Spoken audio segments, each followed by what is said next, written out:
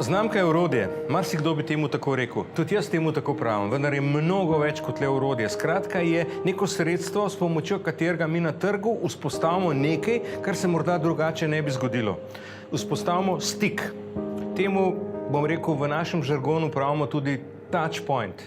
Zelo zanimiv pojav, seveda zelo pomembna stvar, da vemo, kjer mediji, kakšno sporočilo in tako naprej. Vendar obstaja tukaj še en moment, na katerega bi rad opozoril.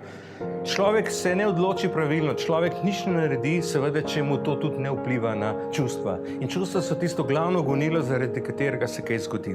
Zato bi želel opozoriti, da vse te točke stika, ki jih mi kot upravitelji znamk skušamo vzpostaviti, da jih spremenimo tudi v točko dotika.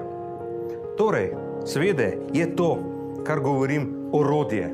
Seveda je to, kar govorim, znamka, s pomočjo katerega lahko kaj spremenimo. No in zdaj, če pogledamo na tole zadevo tukaj, na te vijake in na ta ključ, če sem dober upravitelj znamk, bom znal uporabiti pravo orodje v pravem trenutku. Ta vijak mora biti dovolj privit, da stvar funkcionira. Evo, temu se reče dobro upravljanje znamke.